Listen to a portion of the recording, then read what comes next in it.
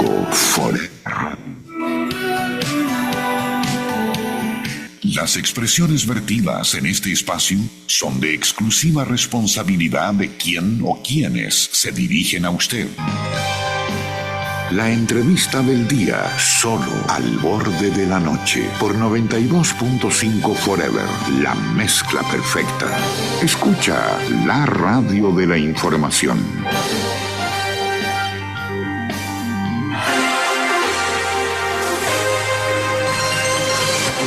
Bien, amigos, son las 5 de la tarde con 44 minutos. Saludamos al ministro de Gobierno, José de la Gasca. ¿Cómo está? Bienvenido al borde de la noche aquí en Forever. Buenas tardes, María Gabriela. Buenas tardes, Jorge. Un saludo a usted y a su audiencia.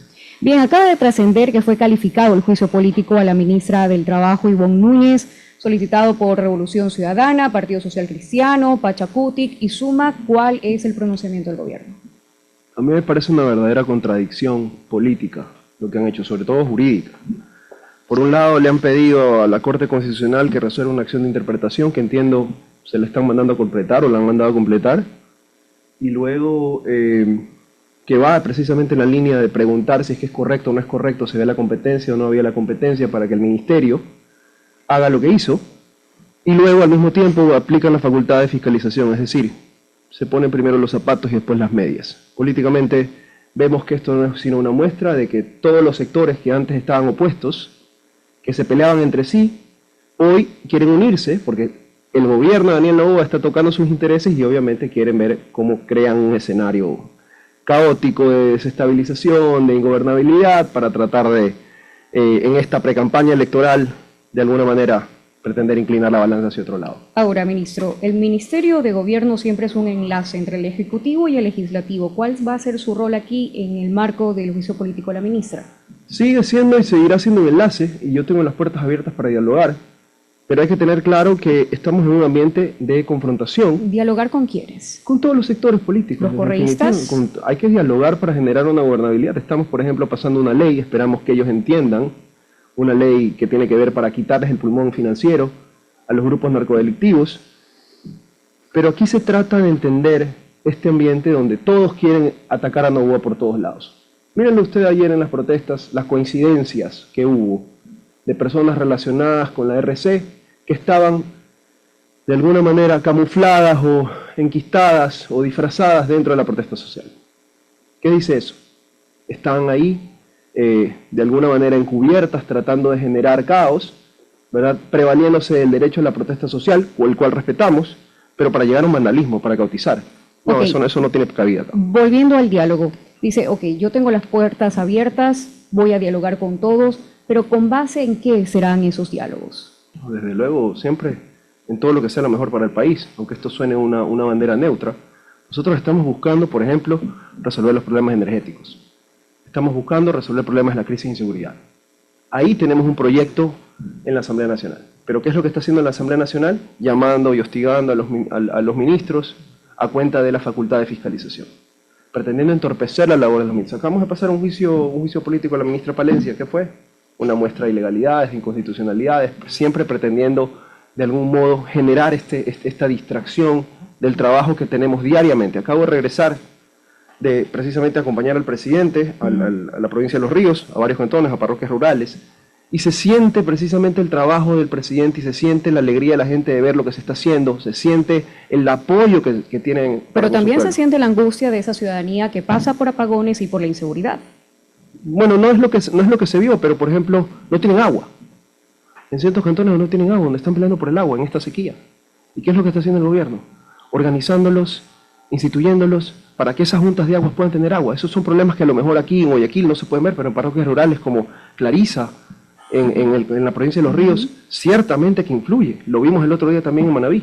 Entonces, a eso voy, a que no nos vamos a dejar distraer de donde queremos llegar. Queremos llegar a seguir sirviendo al pueblo del Ecuador, que para eso fue lo que escogieron al presidente Noboa, y esos son los resultados que estamos dando. Ahora, ministro de la Gasca, volviendo a las protestas, 2 mujeres intentaron ingresar a Ecuador con más de 2 millones en efectivo. El presidente Noboa se pronunció, se maneja una hipótesis que el dinero hallado hubiese podido servir para financiar las protestas de ayer, pero ¿cuáles son las pruebas que tiene el gobierno para conectar estos hechos, además de las coincidencias? Bueno, aparte de las pruebas, eso será un tema de procesos. Lo que nosotros hemos visto es que según las líneas de investigación de la Fiscalía, definitivamente no parece coincidencia que ayer hayan llegado 2 mujeres provenientes de República Dominicana con $2 millones entre sus maletas, en sus ropas. Es una forma muy camuflada, digamos. Y justo eso tiene que ver también con el ambiente en el que estábamos viviendo en Quito ayer en el país. Veo que el tema de la facultad de movilización, mejor dicho, el poder de movilización que tuvieron ayer fue bastante escaso, no llegaron a 800 personas. Y a nivel nacional en otros cantones era muy poca la presencia de personas protestando. De hecho, yo estuve ayer en Quito, pude verlo de primera mano. Pero sí, claramente eso permite, según las líneas de investigación, ya lo veremos, entiendo que han sido procesadas esas personas y que de hecho están detenidas, tienen prisión preventiva. Vamos a ver qué pasa, pero ciertamente hay indicios. Esas son las líneas de investigaciones, veremos qué dice la justicia, pero a mí no me parece una coincidencia. Bien, ahora hablando de la fiscalización por parte de la Asamblea, ayer con Jorge hablábamos acerca de esta secuencia de nulidades, me refiero al concurso de renovación de la Corte Nacional de Justicia, segunda vez que se cae el concurso, y un poco decíamos, bueno, ¿dónde está la facultad fiscalizadora con el Consejo de la Judicatura? ¿Qué tienen que decir los otros poderes del Estado? De hecho, esta mañana Mario Godoy, en una entrevista con Teleamazonas, decía que quiere invitar al presidente a una visita oficial para que constate el actual estado de la Judicatura. Primero, ¿el gobierno tiene algo que decir sobre este concurso? Y segundo, ¿el presidente acudiría a este llamado? Claro que tenemos algo que decir. Por supuesto que nos preocupa que en este país, donde, repito, están tratando de cautizarlo, donde están tratando de cooptar instituciones, sea o la Corte Nacional de Justicia uno de los primeros banquetes que quisieron cogerse. Ahí vemos el caso de Wilman Terán. Estos concursos iniciaron con Wilman Terán. ¿Dónde está Wilman Terán hoy en día? ¿A quiénes respondía Wilman Terán según las evidencias, las declaraciones y los testimonios? Claro que nos interesa la pérdida de tiempo. ¿Cómo puede ser que este país no tenga una sala de jueces de una sala penal en la Corte Nacional de Justicia? Y que venga un concurso, que tengan que venir instituciones de otros países, del gobierno americano, a decirnos esto está podrido. Y yo no hablo mal de las personas que están llegando, pero ciertamente nos pueden tratar de meter perfiles que obedezcan, y lo voy a decir, al crimen organizado, al narcoterrorismo. ¿Eso es lo que queremos llegar? No. Entonces, nadie quiere que el proceso se detenga. Esto no es algo que compete al Ejecutivo, pero ciertamente como país nos interesa, y yo creo que debemos evaluar, pensar si es que vamos a poner en estado de emergencia la justicia. Definitivamente esa es una decisión que debe de evaluarse cuando un país no tiene ni siquiera una corte, una sala penal en la Corte Nacional de Justicia. Eso es algo que preocupa, eso golpea la institucionalidad del país, y en eso sí tenemos competencia. Así que es algo que se estará evaluando y que será una decisión del presidente de la República. Ahora, ¿los vocales estarían incumpliendo sus funciones? Yo creo que ha habido mucha remoción en los vocales del Consejo de la Judicatura. Y yo creo que hay algunos que estuvieron quizás interesados en que esto camine mal, en que esto nazca mal para meter gérmenes de su cosecha en la Corte Nacional de Justicia y luego tomar control de la Corte Nacional de Justicia y luego tomar control del Consejo Nacional del Consejo de la Judicatura y con eso empoderarse y cooptar la justicia. Eso no va a pasar en este gobierno, lo estamos viendo. Yo repito lo que he dicho antes, yo creo que la Corte Nacional de Justicia merece a los mejores ecuatorianos, a las mejores mujeres y hombres, pero sobre todo tener legitimidad en la fuente. No puede ser que tenga que venir una institución de Estados Unidos a decirnos todas las fallas y que por todos lados haya un informe, no solamente con las pruebas de confianza, evaluaciones mal hechas y demás, un sinnúmero, un rosario de irregularidades que tenía el concurso. Eso no puede caminar, no debería caminar. Debemos tener un concurso que nadie pueda objetar. Y no es porque aquí se trata de que hay los malos perdedores que siempre entrampan el concurso y que luego ya no saben qué decir y cómo tratar de meterse por la ventana, no. Se trata de que si queremos que la justicia se recupere, necesitamos tener concursos sanos, porque luego que ingresan a la carrera judicial a través de concursos, sacarlos es muy comprometido. Si es que se permiten hacer concursos sanos. Exactamente. Porque hay una mafia interesada en mantener la impunidad. Ese es el problema, y contra eso estamos. Por eso hablo del estado de emergencia de la justicia. Por eso hablo del estado de emergencia de la justicia. Eso no significa una metida de mano. Eso significa decir, señores, aquí la institucionalidad tiene que ser en todas las instituciones. Tiene que ser en la Corte Nacional de Justicia. Tiene que ser en la Asamblea. Tiene que ser en el Consejo de la Judicatura. Tiene que ser en el Consejo de Participación Ciudadana. Por supuesto. Necesitamos recuperar eso. Este no puede ser ya el país de la trampa. Este no puede ser un país donde te meten una candidatura a presidente de la República con claros intereses en contratos con el Estado o con canchas inclinadas, evadiendo la letra chica de la ley, circunvalando las prohibiciones. Ese no puede ser este país. Esa no es la voluntad de este gobierno, esa no es la voluntad del presidente Noboa, y contra eso vamos a seguir luchando. Así sea que nos ataquen, así sea que quieran cautizar la ciudad, vamos a estar defendiendo la democracia y obviamente la institucionalidad. Ministro de la Gasca, concluyo con este tema para darle el paso a mi compañero Jorge Escobar, y es sobre la vicepresidenta Verónica Abad. Ella llegó al país esta semana, dijo que está aquí para dar la cara al presidente. ¿Habrá un diálogo entre los mandatarios? La vicepresidenta sin funciones, ¿se refiere usted? Sí. Sí, bueno, ella tendrá que estar en la justicia. El diálogo que ella ha presentado es un diálogo judicial.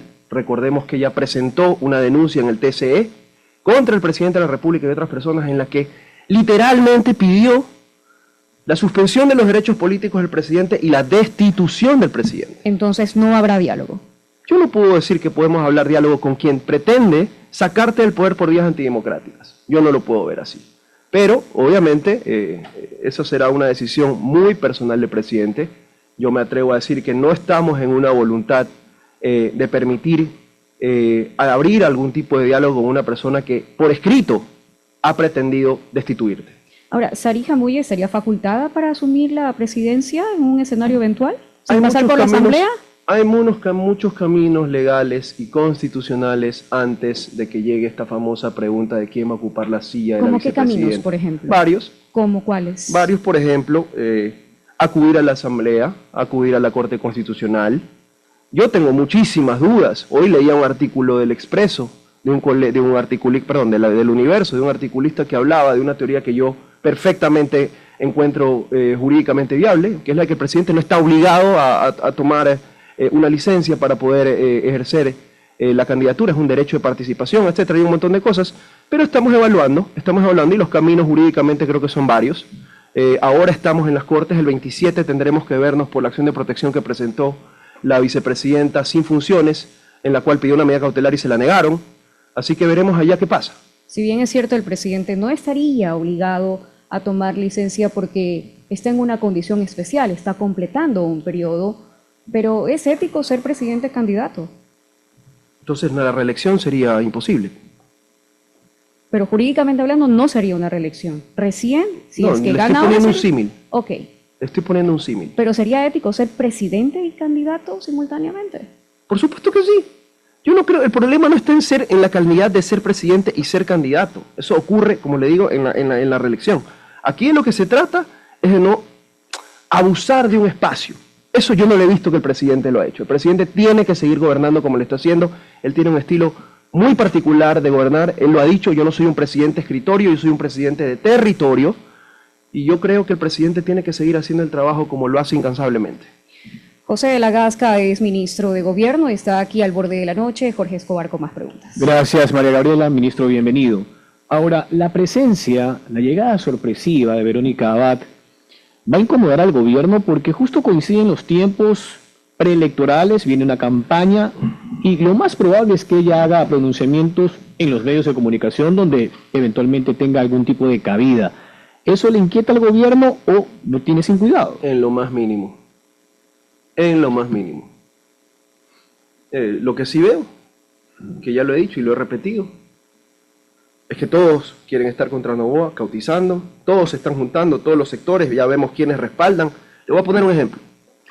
El 12 de julio de este año, la Fiscalía, órgano ajeno a la función ejecutiva, solicitó la vinculación procesal de la vicepresidenta sin funciones Abad, en el caso famoso Nene, y lo pidió a la Corte Nacional de Justicia. La Corte Nacional de Justicia, siguiendo el trámite, le pidió a la Asamblea Nacional que levanten la inmunidad para poder procesarla.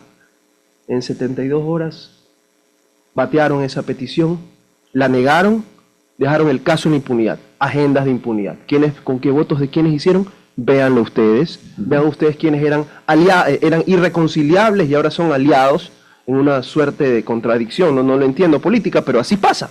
Por eso digo y por eso sostengo que en efecto hay una confabulación de varios sectores políticos, de varios sectores económicos, con agendas económicas, otros con agendas de impunidad, que están confabulando, que están concentrándose para atacar al gobierno por todos los francos en un momento donde estamos en un conflicto armado interno, sobrellevando una crisis de seguridad, con una crisis energética que nos vino precisamente de la inacción de los gobiernos anteriores y que este gobierno está afrontando con seriedad, con responsabilidad.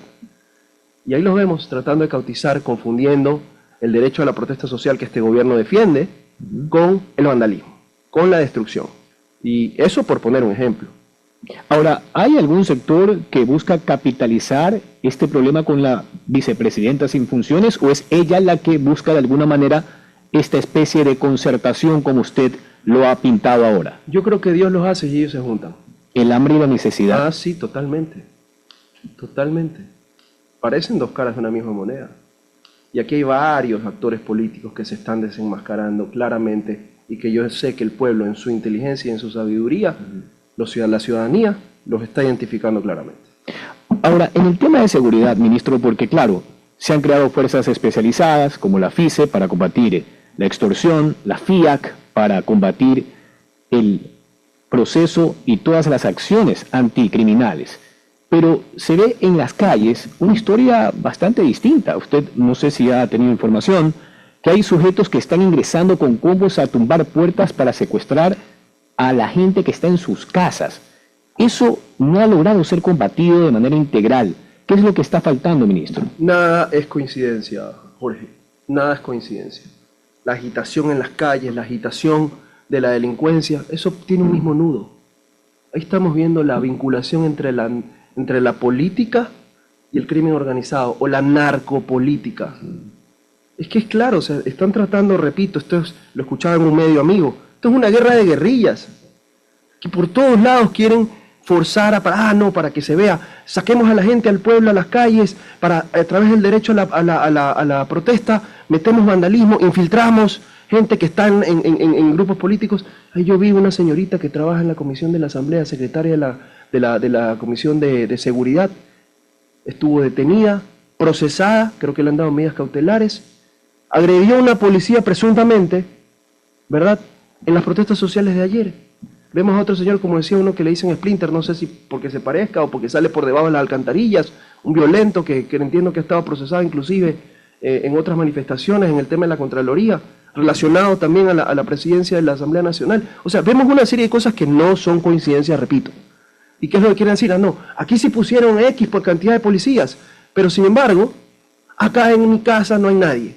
Por supuesto, son esas narrativas que pretenden construir para decir no está haciendo nada, no saben qué hacer, etcétera, etcétera. No les vamos a dar. Si le quieren ganar al presidente Noboa, si tanto quieren el poder, gánenle en las urnas. Esperen hasta el 9 de febrero que empieza la campaña. No disfracen la campaña a través de la protesta social, menos del vandalismo, peor a través del crimen organizado. ¿Quieren ganarle? Gánenle en las urnas. Por ahí hay uno que andaba llorando. Gánenle en las urnas, que ya le ganaron, que si se quiere, si es que pasa en un concurso recto, no si pasa, entra a su candidatura sin trampas, y qué coincidencia que Topic y trampas se escriban con T, pero que le gane otra vez en las urnas, pues. Que les ganen, que pierda otra vez o que participe, pero así es como yo veo las cosas. Ese es el país que ya no queremos, contra eso estamos luchando, y eso es lo que estamos enfrentando a pesar de toda la controversia. Ministro, hace poco el presidente en una entrevista admitía que los cortes de energía le han generado una factura al gobierno en función de la parte política. Y claro, ya la argumentación de lo que no pasó antes y han tenido que asumir ustedes está clara. Aún así, de cara a estas elecciones, ¿cuál es la evaluación casa adentro en el Palacio de Gobierno? ¿Esto finalmente va a tener una incidencia letal o no en las elecciones? ¿O va a depender de lo que suceda con las lluvias, no? No, a ver, no estamos sentados esperando que llueva, rezándole a San Pedro, por favor, haz llover, no. Eso es ineptitud y eso no existe en este gobierno. Que en este año y medio, menos de este año, mañana cumplimos un año, hemos tenido que enfrentar la sequía más grave de los últimos 60 y tantos años, sin precedentes. Eso es cierto. Que nos pasa una factura política, eso es cierto. Que hemos visto, repito, la inacción de los gobiernos anteriores por dar mantenimiento, por ejemplo, a las hidroeléctricas. Eso es cierto. Que encima hay gente que quiere, oportunistas, yo diría que eso es corrupción, que pretenden meter sus pezuñas para ver cómo captan en esta oportunidad algo, para ver qué se llevan, eso no tiene cabida. Yo veo el trabajo incansable, repito, de la ministra Inés Manzano. Cómo ya hemos conseguido que nos vendan energía. Colombia también tenía sus restricciones, cuidando sus embalses. Nos venden energía, eso nos cuesta. ¿A usted le parecería responsable que nosotros hayamos comprometido durante el tiempo que resta de la sequía o el tiempo que resta de esta crisis, por el año, comprometer presupuesto para los siguientes 2 años, cuando quizás ya no necesitemos energía y habremos repagado los intereses? Entonces, hay que tomar decisiones responsables. Estamos también viendo por una autopista energética también con el Perú. Estamos buscando las alternativas en la cooperación internacional. Estamos buscando también mirar a futuro, estamos viendo a futuro, dando primeros pasos para ver otras formas de matriz energética, entre otras tantas cosas. Claro, lo que pasa es que las alternativas que han buscado, como por ejemplo comprar generadores, han tenido sus atrasos con Progen, por citar un ejemplo. Eso tenía que haber estado operativo ya y de pronto aportaba a esta crisis. Sí, señor. Sí, señor. Pero repito, hay personas, como dije, que pretenden en esta crisis traicionar al país, u otros que pretenden ver esto como una oportunidad para ganar.